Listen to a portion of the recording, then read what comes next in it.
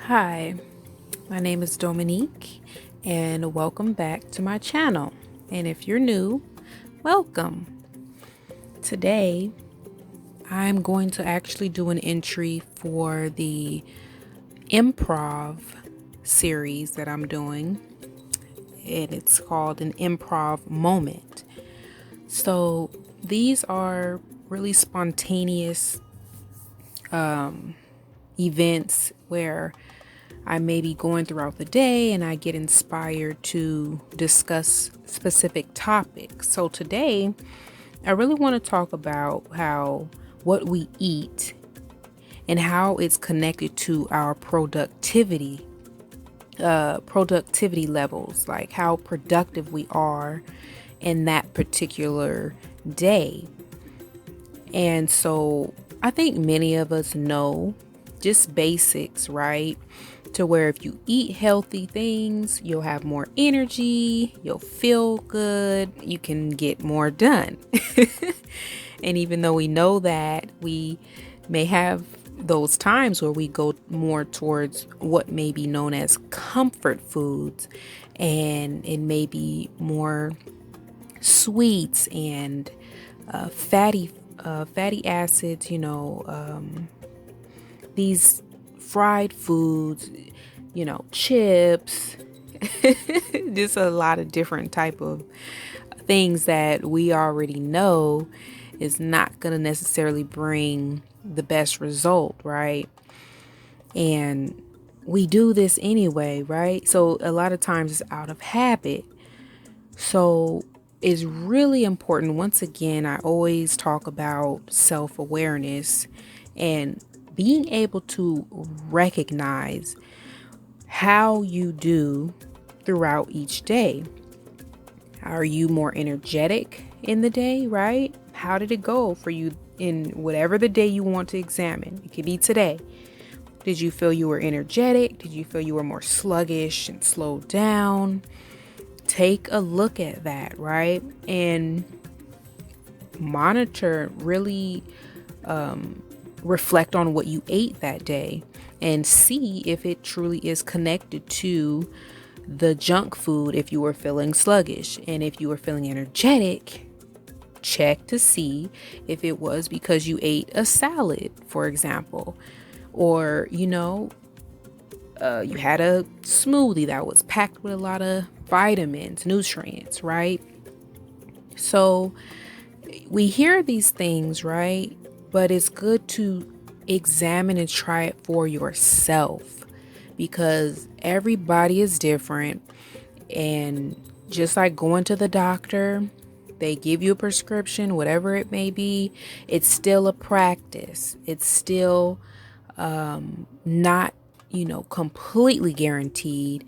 And as you take their prescription and you see how it may work for you or may not work, and you let them know, then that is what they can take that information and put that and change the numbers or the statistics about how effective the medicine actually is, right? So we, for ourselves, have to be proactive in seeing what will work for us, specifically for our lifestyle that we desire and at our optimal health. So, considering this and examining my own journey, I'm seeing different time frames where I'm really productive, and in those other days where it's a bit more of a struggle and I'm using more force, right?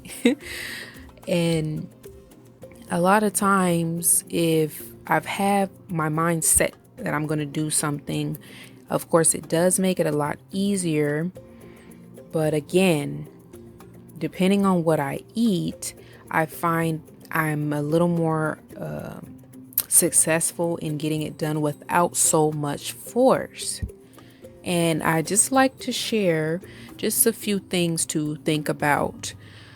And specifically, I'll just list onions, right?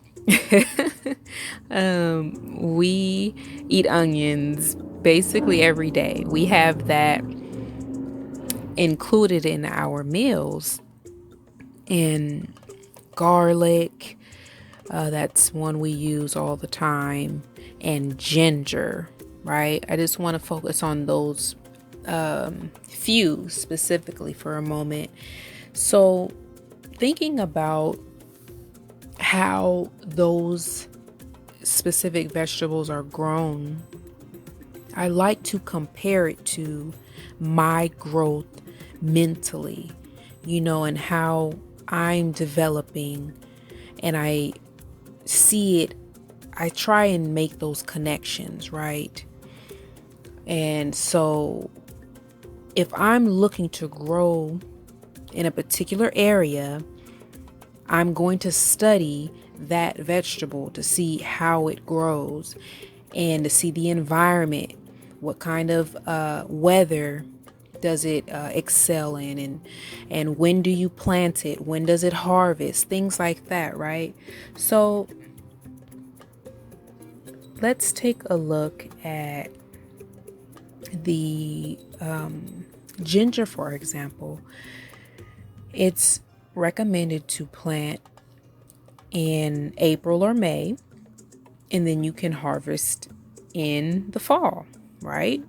So knowing that and reflecting on my productivity, I'm seeing when I'm planting seeds, when I'm making plans to do something, and then when am I reaping the harvest of those seeds that I've planted. And so I'm realizing the success and different productivity rates in how things are changing. The other point that I wanted to mention was about those fruits and vegetables that grow on the ground, below the surface of the ground, and then those that grow on trees, so high up above ground, right?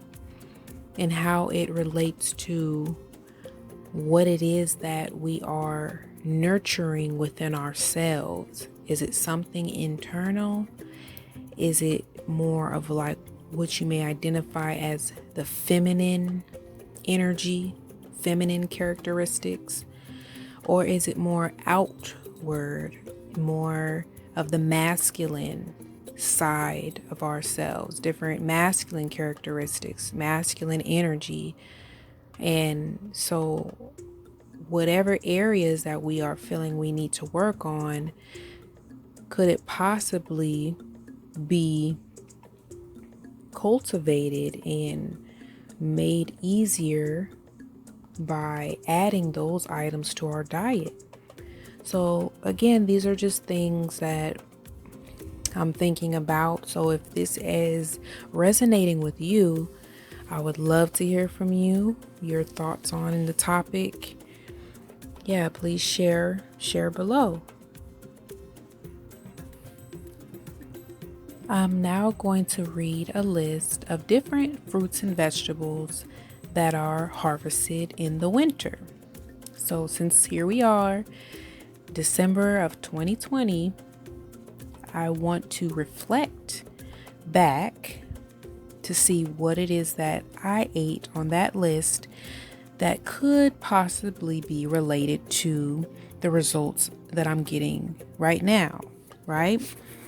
So a few of those items are apples, avocados, bananas, beets, Brussels sprouts, cabbage, carrots, and celery. Now those are just a few. So of those that are listed, apples definitely was something that we eat often. Avocados definitely is my husband's favorite, so we definitely keep that. Also the bananas, we make sure that we enjoy that as well. Cabbage and also carrots. So several of those fruits and vegetables that I listed was indeed a part of my diet. throughout this year. So again, I'm just sharing this information as a perspective for you to consider if you are looking to make a change. You want to see about how you can accomplish specific goals, whatever it may be. Consider how what you eat connects to your success rates. And again, this is just a different perspective for you to consider if you are looking to make a change. Okay, so lastly, I will share another piece of information regarding how garlic grows. And so garlic grows below ground and is actually where the bulb matures. And it says here that garlic is usually planted in fall and harvested from late spring to mid-summer. So that one is actually opposite. It's, well, kind of opposite from the ginger, right? So I think that's very fascinating because, again, this is one that we eat very often. We cook with very often. And so I'm just, again, looking at the possibilities of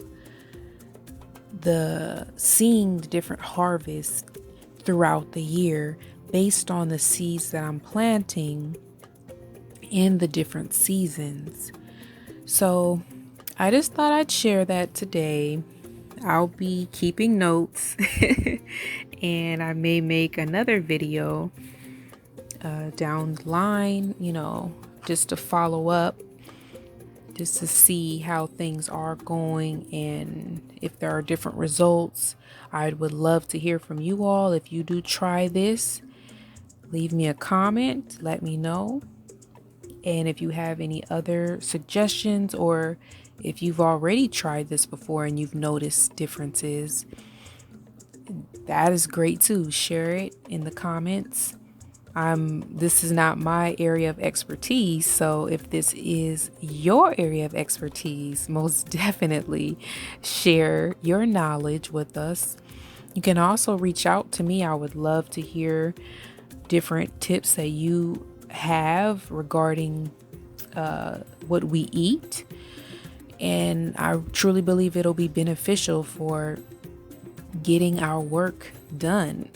At the end of the day, my purpose is to be a support to artists and how we can get more of these natural born artists creating again.